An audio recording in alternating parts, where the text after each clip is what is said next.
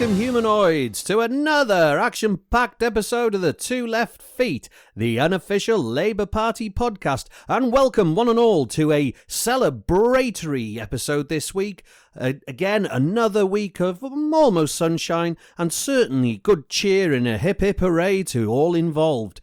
On this week's episode, I think we're going to do another sort of what's going on in the world of politics episode. I think a few people have said that they liked the watch-along episodes, and we might do one in the near future, but today we are actually going to talk about current affairs and what's going on within the Labour Party, because we're gearing up for another by-election, and an important one, and one that's a bit more, I'd say, interesting given the Hartlepool by-election result and who's involved in this by-election. But that's all to come. So we'll be discussing that later on in the show.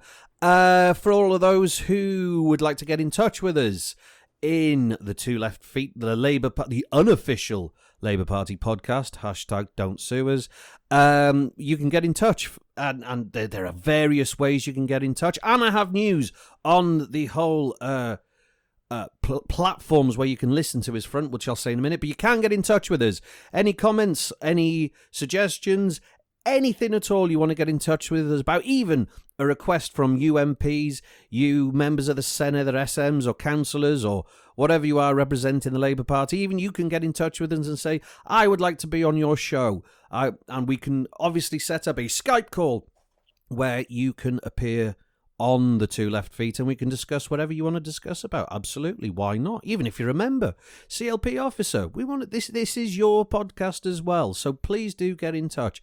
So you can get in touch with us on the email. It's labourpod@gmail.com. There's Twitter and Facebook, and it's at labourpod. You can get us on so many different platforms now. There's Stitcher, there's Google Podcasts, there's Podbean, there's Deezer, there's loads of them. I don't think iHeartRadio yet. But the big one this week, and this is the big news, cue up the fanfare. We are now officially on YouTube. YouTube has now accepted our podcast because I figured out how to do the videos. I know it sounds completely silly and stupid of me. You know, podcast is an audio form of media. YouTube's more of a video form of media, and obviously you've got to have some sort of video overlying the audio. I figured out how to do that on my Podbean setup on because we use Podbean to distribute all of the podcast, and I found the button that says create a video for YouTube. So give me a gold star, give me 10 out of 10. I'm doing technology. I didn't, when I was young, when it was in my teenage years, I thought that I would never fall behind on the technology front because it was so simple. Now, after a recent birthday this week, which is why I've said it was a celebratory episode. I'm 28 again. I'm 28 this time. No, I'm 29 this time. Oh, what am I? I'm 35. But anyway, I'm slowly finding that there are bits that I'm sort of falling behind on and going, how'd you do that? But I'm only 29. Anyway, yes, so YouTube, you can follow us on YouTube, obviously. Just give us a like, share, and a comment. Subscribe if you can, if you enjoy it, if you enjoy what I have to say and disagree with what my co-host has to say. Speaking of which, I think it's time to introduce the vegetable connoisseur, the man who can. He is your local, friendly neighbourhood councillor. Please welcome to the floor, Cllr Jabez Oakes. Hello, Jay. Hello. Are we on MySpace yet? That's the platform I use. Yeah, that was the platform that I originally used, and that's the one I understand the most because I could put music to my profile on that one. Ooh. Do you know what my music profile was? So on when you log on, because if it actually, I don't know if it's still there. Well, I never actually used MySpace. I was the next one along, Bebo. But, I hated. I didn't do Bebo. I wasn't a Beboer. Yeah.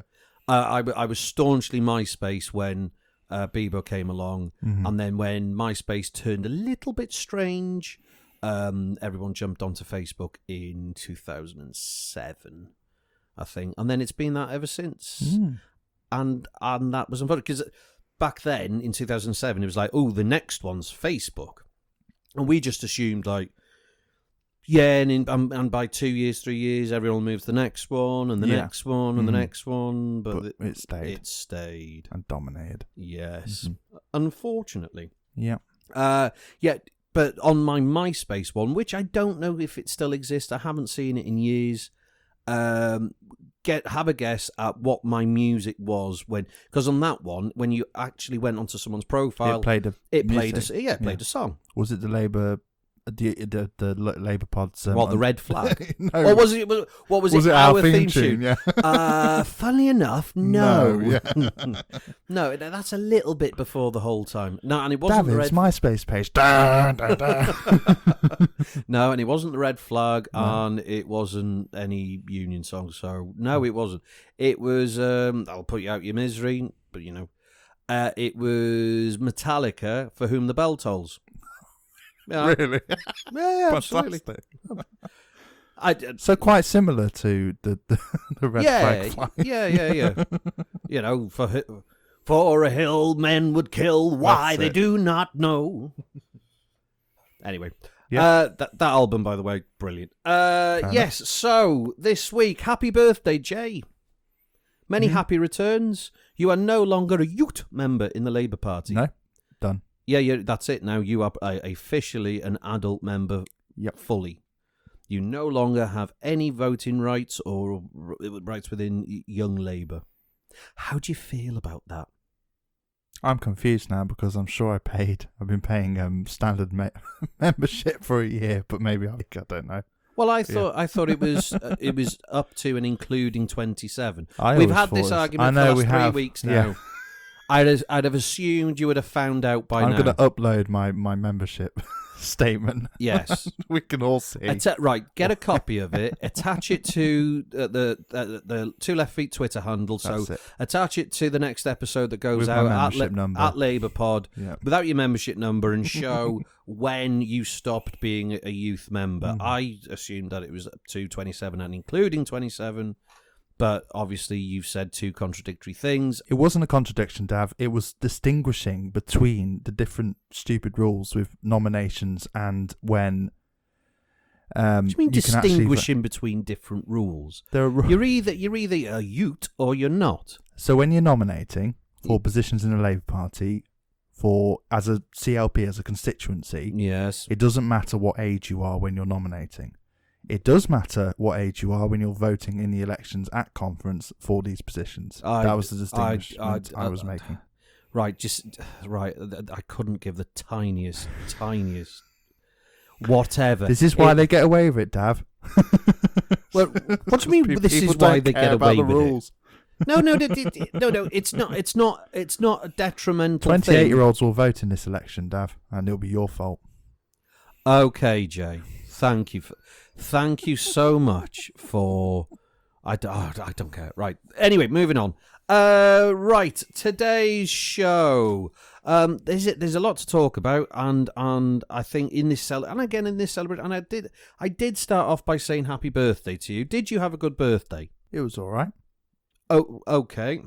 Very positive words there. I'm glad that you elaborated on a podcast where the only thing you could do is talk about stuff, that you ended up rinsing that subject out and clenching your fists around that towel of that possible anecdote and subject and got that single drop of, yeah, it was all right. I had a council meeting the day after, so that was irritating. Oh, but yeah. Yes, I know you did. I watched it. Oh, did you? Yes, I did. I didn't say much. No, there wasn't really much to say. I said a lot in part 2, though. Oh, did you know? Did, yeah. Oh, well, there you go. Well, you can't talk about that one, can you? No, as we know from many stern people on that council. Anyway, it doesn't matter. So this week I've got down, you've written today's bullet points of the subjects that have happened during the week. Well, most of them. You've put here, delay to lockdown, removal of economic support. and vaccinations in Wales.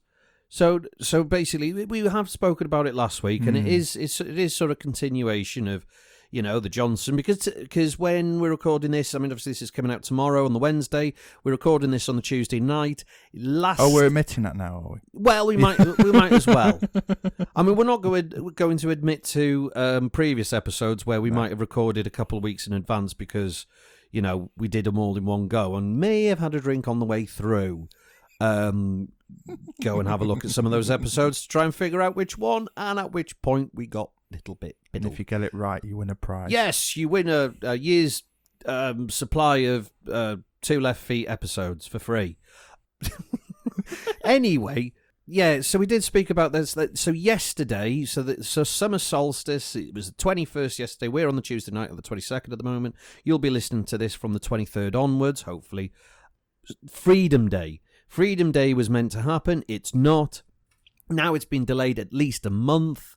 The Delta variant is comfortably going through the population, and I don't know about the English side of it, but certainly I look at the Welsh figures, and the Welsh figures of the last couple of weeks, even with the Delta variant getting massive positive rates coming in, and it's going up and up and up in Wales, the death rate, the total deaths caused by COVID-19 and all its variants has been a steady 0, or if not very, very low numbers. So surely, this whole process, by figures and by stats and by the evidence and by science, isn't it coming to an end now? Isn't this the sort of final days of these lockdowns and these restrictions? Is this now the proof and the evidence that the vaccines are working, they're on top form, these are the strongest points of the vaccine, and all of the immunity that gained from the vaccine is going to work? Therefore, isn't it the sensible and right thing to do to now open up? I think, again, it comes back to tone. And, obviously the Johnson, I personally don't think he'll be furious about any of this. He loves the chaos. And he loves how this policy decision can keep coming up and up against it all the time for him. Whereas in Wales, Drakeford came out and said, we're going to have to carry it on for 4 weeks, probably, in brackets. And we discussed this last England, week. Yeah. We discussed this last week. I'm not going to go into it again, the different approaches. Mm-hmm. But, yeah, but I mean, on a whole general, because one of the things that was spoken about this week was the concept in England now, that if you've been double jabbed, like most of us in Wales have been double jabbed, because our vaccination rates in Wales are one of the best in the world. Mm-hmm. And certainly, I'm double jabbed. Bang, bang. I think I will be in August. So, yeah. Why are you? Because your age. Yeah. I forget. Yeah. Oh, yeah. And so will I be in August because I'm 29. Yeah, obviously. But then within that, they're saying if you're double jabbed and you do come in contact with someone and you're not positive, you don't need to self-isolate because your immune system bats it off anyway, and you're not likely to pass it on. So surely that is a now sensible move to start opening up, start progressing, start getting back to some normality. Because one thing I do fear is that if we continue to isolate in our groups across the country and across the continent, across the world, is that these variants are going to get bigger, stronger, and in more variety. And to a point where if you don't have a base immunity to the original COVID-19 strain, you're not going to have immunity to the three-headed Cerberus, massive dog of a variant that's going to come around the corner. I'd rather have a start off with immunity with a Chihuahua when it's at its weakest and I've got my vaccine in. Well, that's the thing. The rest of the world are not having to do this. The rest of the world, Italy, France, all those places are opening up. They've had their freedom days and all that. I mean, in Wales, yes, we're having to have an extra 4 weeks, but that's extra 4 weeks just to get the vaccine more around the population. Yeah. Well, no, that's still worrying. I think it's a case of, it's not a case of Mark Drakeford opening up, because I think at some point he was going to continue to open up. I think it's been cautious because of the spike in numbers. I think he's just wanted to see that the death rate stays nil or very, very low, an acceptable percentage. Mm-hmm. Because, of course, don't be surprised if there are going to still be a certain number of deaths. It will happen. Unfortunately, it's a sad state of life. Yes, it's reality of life, unfortunately. but an acceptable percentage, rather than the horrific nearly 10% of all people were going to die. That's what we're facing at the beginning of the pandemic. I think he's been sensible in the fact that, hang on, for the cost it's going to take us for a month just to hold off, or 3 weeks just to hold off, let's just stay at this level and see how we go. I think he also wanted to do a thing of let's see how England do first, but we'll see. So that's the world of COVID. I mean, since the dawn of the beginning of this podcast, even when we did the first initial episodes, this has been the apocalypse to end, or well, to begin all apocalypse and end it. Interestingly, Brazil. Have you seen the pushback in Brazil? I can't remember the name of the leader now. It's I'm not going to pretend. I'm not going to pretend to know either. But I was watching the news through the week to say they went down the road of herd immunity, and they have now reached the point where is it 500,000 people dead?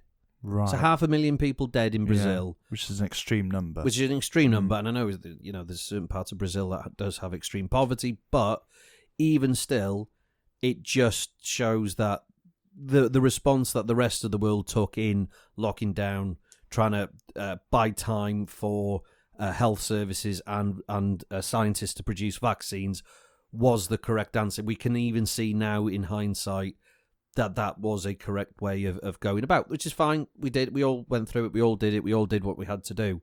But the herd immunity thing from the off, well, that's proven to be disastrous. Well, and hopefully we'll find out what the government's actual approach was at the beginning at some point. Yes, well, there's going to be an inquiry. Mm-hmm. There will be a massive public inquiry, and we will go from there.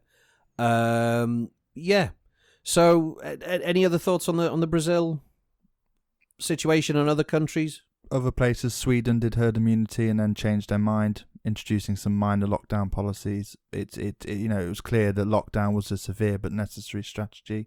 But should it continue? It can't. Yeah. Just on the sort of a related subject to COVID, Labour Party this week spoke about ensuring workers' rights post-COVID for people who've been working at home through the whole period. So there's been a lot of people who have found that home working has been possible. There's been a lot of managers, bosses, and HR people within larger companies are now finding the benefit of people being able to work from home. The Labour Party this week has stated a position that is fine. We're perfectly happy to accept the fact that work is now going to change for a lot of people, and the way people work will change, so long as someone's home doesn't turn into a 24/7 office.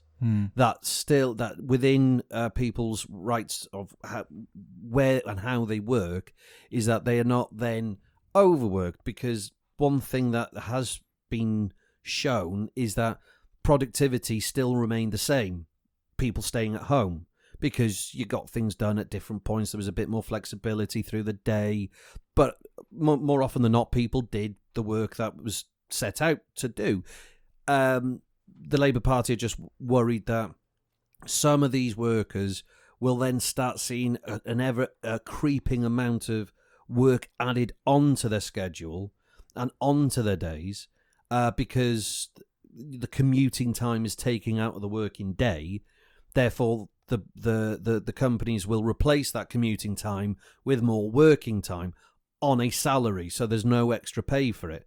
Whereas the Labour Party is saying, no, that commuting time should be given as leisure time and as time for someone to either have with their families or develop hobbies or whatever, to enjoy themselves, to relax and not have to work in if they choose not to. An important point, I think it needs to be raised. I don't know if you agree with that, but it's great to see the Labour Party and trade unions working cohesively together for one sort of clear policy to produce good policy. The right to switch off, sort of thing. Yes, the right to enjoy the fruits of one's labour and to enjoy the fruits of society, isn't it? Right, so moving on, because we've already done a hell of a long podcast, and we haven't even got halfway through the stuff that we want to talk about. Before we get on to the main event tonight, which is Batley Spen, yes, definitely Batley Spen.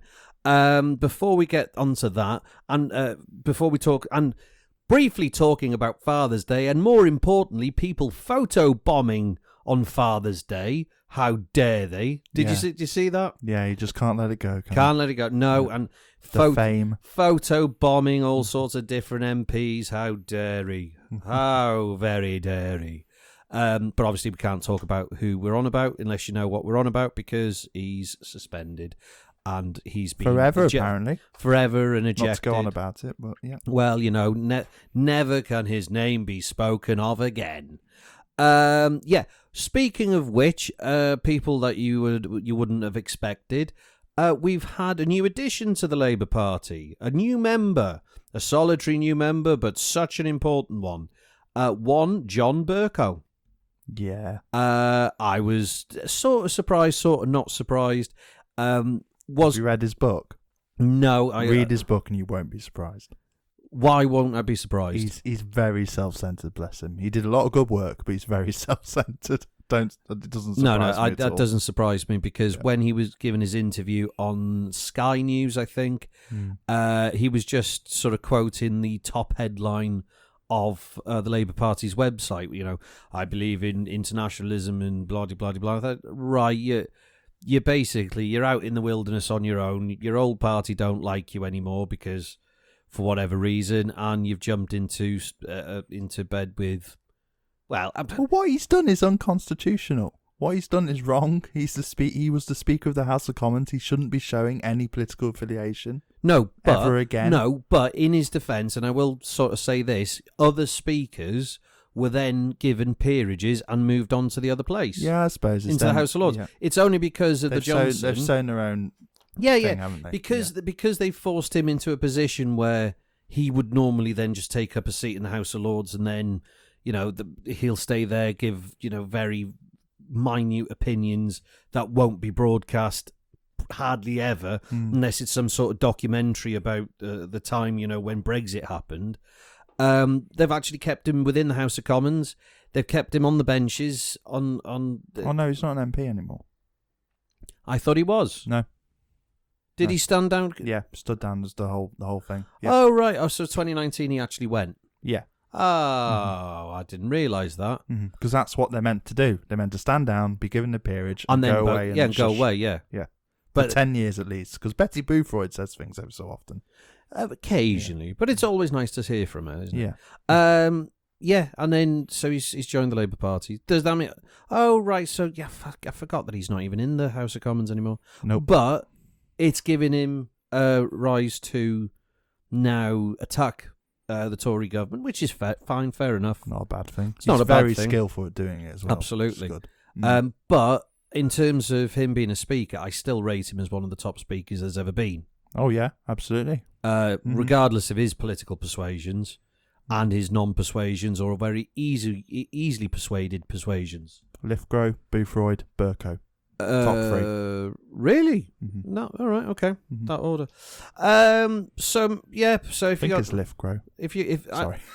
I would like to hear from people on how they feel, especially Labour Party members, long-term, short-term, medium-term members, how they feel of having a Tory MP cross into the Labour Party, and given it's this Tory or former Tory MP. Because it's interesting, because there's a lot of stuff. His earlier days stuff, it was a little bit, oh God, another scary Tory MP with these sort of values that have come yet again into the House. But he sort of mellowed out as the years went on, and actually I think his opinions and his viewpoints have shifted over time, which they do with people. They do. No one's an island unto themselves, are they? So I just want to see from anyone out there, if you do have an opinion of this, do get in touch. labourpod@gmail.com, @labourpod on Twitter and Facebook. Right. So are we ready for the main event today? Batley Spen. And in particular, we watched a little mini documentary by a journalist known by the name of Owen Jones, who yesterday, on summer solstice, the 21st of June, released a little documentary that he'd been putting together over the last couple of weeks, campaigning in Batley Spen with a Labour candidate, which is Kim Leadbeater.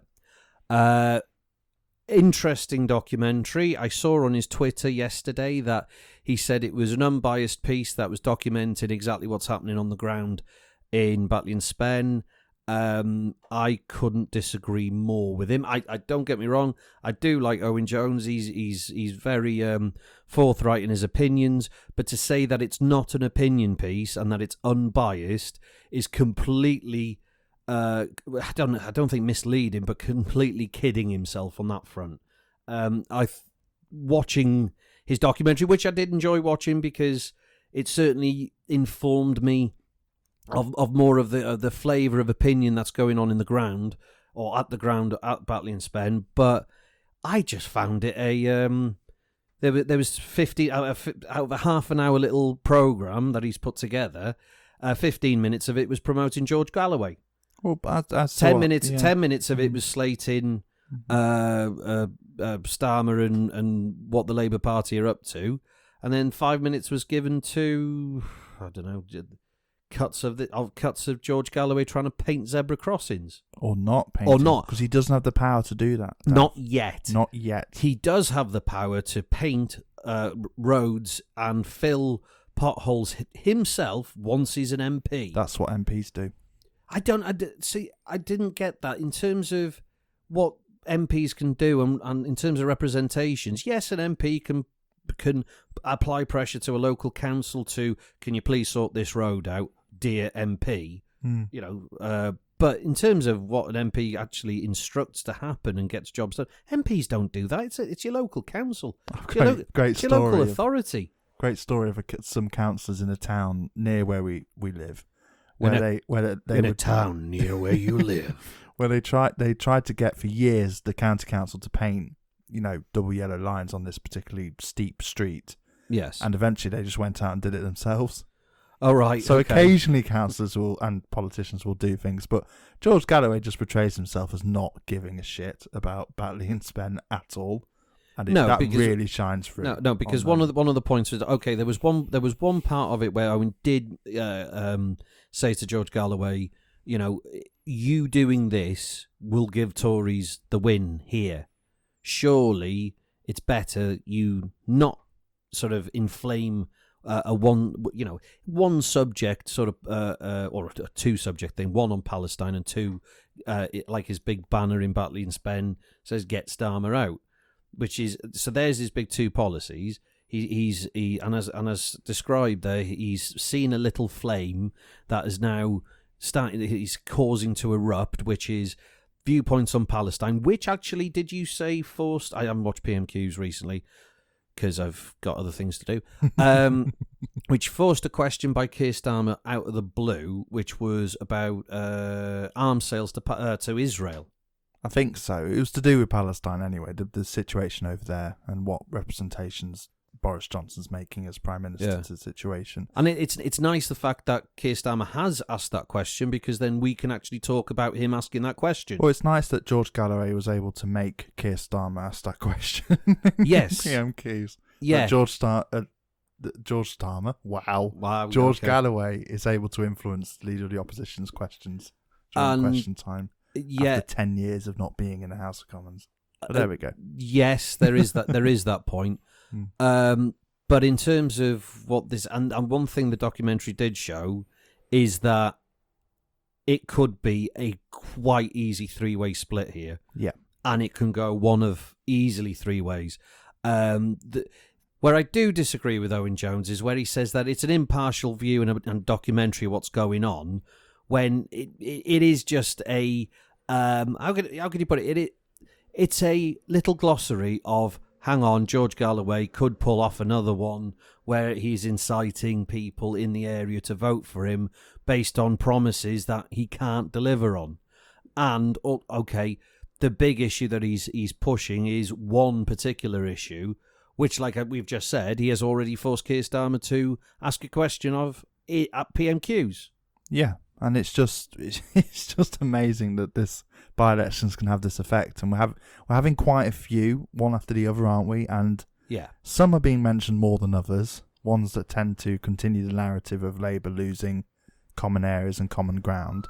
It would be that was an ambulance. It could be a huge sort of disappointment if we lost the seat that we've kept, and oh yeah, he was going. That was another thing he was doing. He was going on the Scottish holding, that has gone. The Northern Red Wall has gone, and then he even makes a thing of, and now the Red Muslim Wall is now disappearing. I'm like, hang on, you gleefully trying to encourage this now.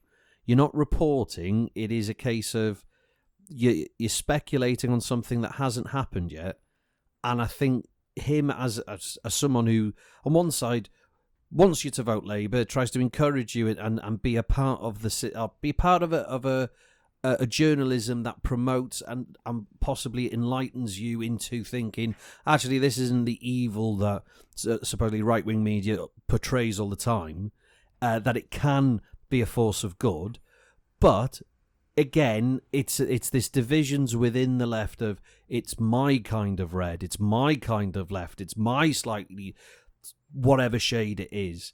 And I think that when he says it's not biased, I think he's telling a slight untruth. I'd rather him say, this is a documentary from my perspective and from the perspective of the people who I meet. It would be much more useful if it was that. It would be much more useful if he said, this is my take, my interpretation of the journey Labour is going on at the moment and the things we possibly need to do to fix it. And because he's now gone down the route and buckled down on it on Twitter of all places and said, which is impartial journalism. Which I know is a rabbit hole anyway, and it could have been, his comment could have been just a sort of side comment to whoever was having a go at him. I understand that. It's just that was the response. That was one of his responses that came up on the top of the Twitter. I don't understand Twitter myself. I'm not a Twitterer. I just read the comment and went, no, Owen, you can't say that because we do know your views. And they're perfect. I don't mind his views. They're perfectly valid. He's a really nice guy. I encourage him to do these sort of things. I love it when he does these things, but I just at the same time think, no, don't try and kid a kidder. That's it. He does these great interviews with people he disagrees with, right? Yes, fantastic. He should have done that with George Galloway. He should have said, let's have an interview. He did do to a point where he was asking the question of, do you feel happy in the fact that you could force a Conservative gain and what that will mean in the media? Yeah, he did do that, but he put it within a documentary which he then pledges is impartial. Which is a problem. Yes, which it wasn't. And then it gave an opportunity for Galloway to then say, well, it will mean nothing to Labour if they go one more down. It will mean nothing to Boris if they go one more up. Mathematically, I suppose that's true. But in every other sense, it's not. But politically, it's not. Because as you pointed out while we were watching it, if Labour do lose this one, then it's another slap against the values of the Labour and the values of the left, and the left is dead. And how brilliant Johnson is, and his policies, and it creates continuous momentum for him.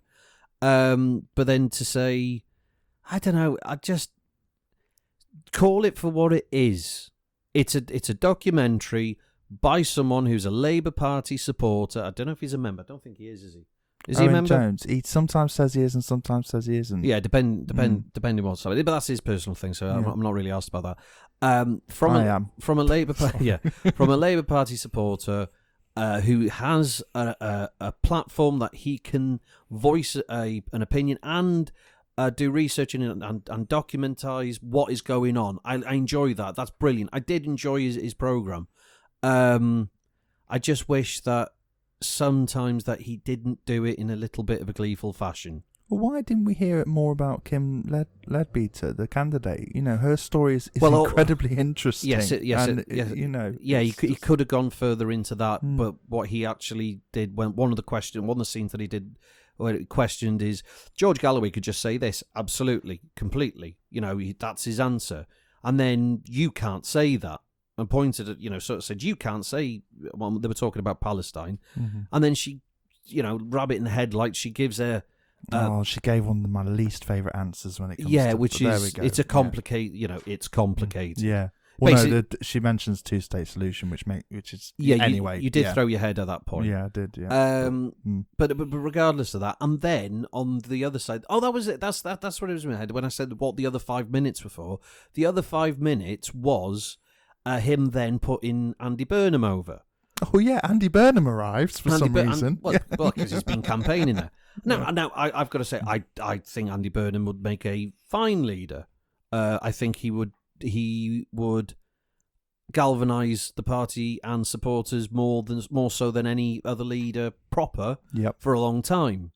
But again, you're using a platform like you say is impartial.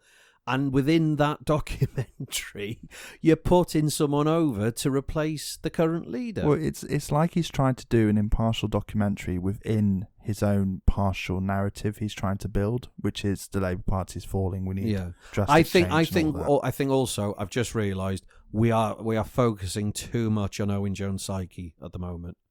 How is Owen Jones feeling? I mean, where is he at? I just worry about Owen Jones all the time. I think we're using Owen Jones and him personally as a sort of dipstick. No, he's dipstick. Sorry, Owen, if you ever listen to it. But as a sample of a type of voter that has been a part of the party or has been a supporter that is either lost or disenfranchised with the whole political system or the party system. And I think when we're talking about Owen at the moment, it's not just him, it's a huge group of people who have been members or who have been supporters who are now lost or are in the wilderness for whatever reason. It's interesting to see. I mean, to a degree, I think, at different points we've all been there where we've gone, oh, do you know what? I'm walking away. I can't be bothered with this for whatever reason. I'm having a break, and it's interesting to see people at different points what gets them to that point. Well, that group of people, they're the thinking part of the of the left wing of the party. Yeah, Ash Sakar, Owen Jones, Aaron Bastani, and they all. It's easy for me as a member to say, oh, well, you're not involved, so shush, sort of thing. But some of them have been involved, and they have been involved quite intently in the Labour Party, and finding out what they think is interesting, but not when they pretend they're being impartial journalists. No. And that's what's annoying about it. Yeah, it's the fact that he is a journalist, that is his occupation, but he's freelance, He's he freelance, writes columns for The Guardian and their opinion pieces, and then suddenly he's pretending he's being impartial. I just find it bizarre. But again, I think he was just locking down on a Twitter argument, maybe. Yeah, it was. But loads of people are attacking him, though. Loads of members. Oh, I know. Loads of people have been like. I mean, one of the things I noticed on his Twitter this week, because I was looking at his documentary, and then a couple of other tweets that came up. I think because if you look at someone's Twitter, then more of their stuff come up. Is that how it works? Something like the algorithm, yeah. Yeah. And then there were other things. Gods. He has taken so much homophobic abuse, which is and he always does as well. Yes, it's awful. Yes. And the thing is, once upon a time, I have met him. He's a really nice guy. Brilliant to speak to. I would love to speak to him. On the podcast, even. Yeah, on the absolutely. Absolutely. He has fantastic ideas. He's a wealth of knowledge and creativity and ideas and how things can go forward and blah blah blah blah. But abusing him because he speaks up and able to speak up. Do you know what? Everyone who does that, especially because someone's gay, fuck off. Completely fuck off. And they do it to all of that group as well. I mean, Ash Sakar faces huge Islamophobia and all that sort of stuff. It's not easy targets. That's not the right word. It's just ad hominem baseless bullshit. But based on clenched fists, shaking at the air. How dare you? Don't be mean. Is the key. Yes, don't be mean. Yeah. That's the campaign. Don't be mean. Don't be mean, guys. Don't be mean. So I mean, moving away from Owen Jones and his really good documentary, I do, recommend you watch it. See what you think. Let us know how you feel about it, and please don't tag Owen Jones in this. Or do. No, or do. Yeah, tag do. him. Yeah, do. Yeah, to hell with it. He'll listen to this and go, "You're a pair of idiots." That's fine. David and Jay, who the hell are you? But He won't listen. Doubt it. Doubt it. But if he does, well, and don't like it, well, tough. Anywho, Batley Spen. So, Kim Leadbeater, predictions? Are we doing predictions at this stage? If she will lose because of George Galloway, is my prediction. Yes, and then the Tory will win. And the Tory will win with 30% of the vote or something horrible. I mean, one of the predictions that the documentary was sort of trying to imply is that this could be a Galloway win here. Yeah, it won't. Absolutely He's done it not. before. He has, and that's what the documentary was sort of pushing on. He's done it before. He's managed to get these, and he's managed to get himself into those communities and gain a wave of support cresting right at the correct moment. There's a possibility. Always, and we won't be upset if he got back into the House of Commons. He's an interesting character. Well, it would be. I mean, certainly there'd be more to report on, and since he was last in there, though, he has said a lot more batty, not very nice things about. Yeah, there's been more, certainly, out of the box opinions. Yeah, racist in some cases. Allegedly. Yeah, I'm going to add allegedly to that. Yeah, he does have a habit of. Well, he says things and he believes the things he says, and he knows the audience he's talking to, and he likes to have big, scary debates in big places. You should watch his Oxford Union debate; it's very interesting. You said this while we were watching it. He said he's a great orator, but when he was there were people actually calling him an anti-Semite, which based on the things he said, there's foundations to that, yeah. But he knows the subject. He knows what he's talking about. Yeah, more so than me. and me and both of us combined. Yeah, which is. I'm not sure about that, but I don't know. He's been involved for a very long time. Yeah. I mean, he's actually gone out there and spoken to a lot of these people. I'd love to do that. It'd be really interesting. As it is, talking to class trip, talking to people. I don't know what as Palestine. A school trip. Yeah. No, shall we have a podcast trip to Palestine? Yeah. I mean, I'm sure the budget can go that far. Yeah. Right. Anyway, I think we're going to call it a day today because we don't want to do too long a podcast. I don't want to go on for hours and hours on end, especially about these subjects. But it's interesting to see what's going to happen in Batley Spen and what implications that has for the future of not just the Labour Party, its leadership, and where it's going to, what the aftermath of it. Because however this is going to be spun, we've said this before. This is going to be spun in the detriment of the Labour Party. Doesn't matter what happens. They'll win, and it will still be spun. Yeah, oh my God, they lost so many votes. Yeah, the majority has gone down by however much, or it'll be a case of, if Galloway gets it, then Labour Party loses out to Looney left, or whatever they're going to say. Or if Conservatives win it, then it's going to be another moment of Boris, as Owen said, Boris punching the air and taking the glory for it. However it is, again, take it for what it is. Take it with a pinch of salt. See how it goes. It's all politics. At the end of the day, it's really important. But there's going to be another election before long. So, seeing lots of Labour activists get involved, though. Yes, there's a hell of a lot. There's a hell of a lot. Yeah. Always. But then that's another thing you said in that documentary. A lot of activists from the Labour Party have come under scathing attack from locals. That happens.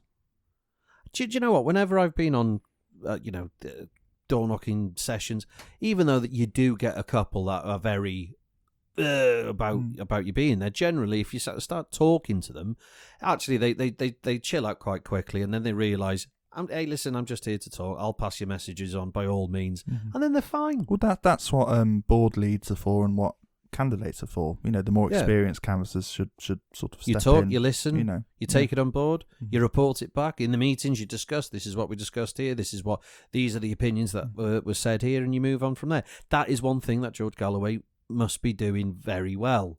Yeah, because fella coming up to him about potholes has nothing to do with the MP. It is your local council that does potholes, and he's saying, yes, of course I will. I'll fill in a pothole. I'll fill it in myself. All right, George. Okay, and then there's a zebra crossing there that's completely dissolved. So I'm going to paint it myself. I'm going to get a paintbrush and do it myself. And that's his one election commitment, he said. And he genuinely said that. Because he doesn't give a shit. Just remember that. He does not give a shit about Batley Spen. He doesn't. No, he just wants to get back to get a platform for his voice again. But then all you members and people up in Batley Spen, vote how you see fit. It's your representative. But vote Labour. But vote Labour. Kim Leadbeater, I reckon, she is a good candidate. She is from that area. It is a home. She's Joe Cox's sister. And what I liked about her, actually, genuinely, is she said that one of the first things she said, I know I'm Joe Cox's sister and I'm proud of that. And I thought that was really quite honest. She could have tried to play it down and push it back. Yeah, rather than... Because when she said that, I thought she was going, and I want to make my own mark or something like that. And she said, no, I'm proud of that. Yeah, which is great. And I want to... And, she wants to carry on a legacy and try and do not just her family proud, but her area proud, which is a great reason to become a representative of your area. That's exactly what you want, not someone flying in on some magic carpet promising you the world. No. But there we go. Shiny things attract people. Baubles. It's all baubles. Well, as Joe Cox said, there's more that unites us than divides us, and George Galloway does not understand that. And there you go. And do you know what? I think that is the title of the episode. Yeah, absolutely. Because it's been 5 years. It was Joe Cox's 5th anniversary from when she was murdered. That's what you got to remember. Yeah, every election is going to be the anniversary of her death in Batley Spen. Yeah, because of when it was and why it was. Yeah, in memory. 5 years. There we go. Right then, we're going to end the programme there. The podcast is coming to an end. Not forever, just for today. So for all of you out there in podcast land, if you want to get in touch, by all means do so. Any subject that we've raised today, if you want to get involved in the conversation, please do so. You can email it. It's labourpod@gmail.com. Twitter and Facebook, it's @labourpod. Plenty of different platforms you can get onto now. We're uploading the the previous 14 episodes, and this is episode 15, to YouTube. So you'll start being able to listen to them on YouTube if you want, and comment there and share them and blah de blah. I think it's easier to share off YouTube. Is it? I'm not too sure. I don't care. But give it a like, give it a comment, give it a share, subscribe wherever you can, and if you do enjoy this podcast, I hope people are. There seems to be a base of regular listeners now, and I see when any time we put a podcast up now, there is a swarm of people who do start listening, and you are subscribed, and we do thank you. Because we don't do this for just fun and shits and giggles and all that. We do try and bring a little bit of extra into your lives, especially over the last year, and into something that you're interested in. And if you're interested in politics and you're interested in your community, and this is a podcast that gives you something to I'm not going to say inspire you, but I don't know if we inspire people. I think we put people off sometimes, but by all means, get in touch, get involved. We do want to hear from you, and tell us where you want this podcast to go. Do you want this podcast to be us talking about what's happening that week or in the week, or do you want us to do a bit more of like we've done in the past, which is talk about old elections or previous Labour strategies or previous Labour leaders even, or people, tell us what you want and we'll go from there. Absolutely. Talking about people listening, we've got listeners in Australia now. What? We're genuine. I have had reports back, and I have feedback. We have got people in Australia listening to us. Specifically, there's people in Sydney, Australia. And I'd like to say hello to David, who's out there, who's been living out in Australia for the last year and a half, former of the United Kingdom. Thank you, David, for taking a listen outside there in Sydney. Share it with all your Labour people out there, probably more over here, probably your dad. But it was great to hear from you the other day. His dad, yeah. Sorry, carry on. Yeah. But great to hear from Dave out in Sydney, and we all miss you. But yeah, that's it. So, for another week, I haven't forgotten anything for this week, have I? No, I don't. No, that too meant get on with it. Close the show. So, for another week, I've been your host, Dafydd Vaughan, and we thank you for listening, and we say thank you to our co-host, your local friendly neighbourhood councillor, the vegetable connoisseur. Say goodbye, Cllr Jabez Oakes. Bye. And we'll hope to see you this time on the same podcast time, the same podcast channel. See you next week on the Two Left Feet, the unofficial Labour Party podcast. Bye-bye, everybody. Goodbye.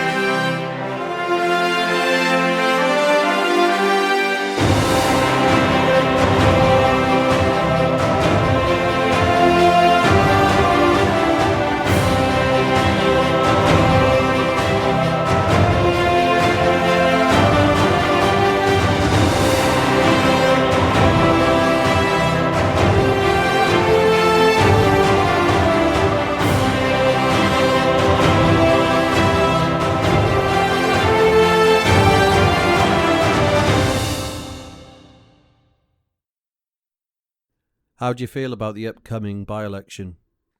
Yabba dabba doo!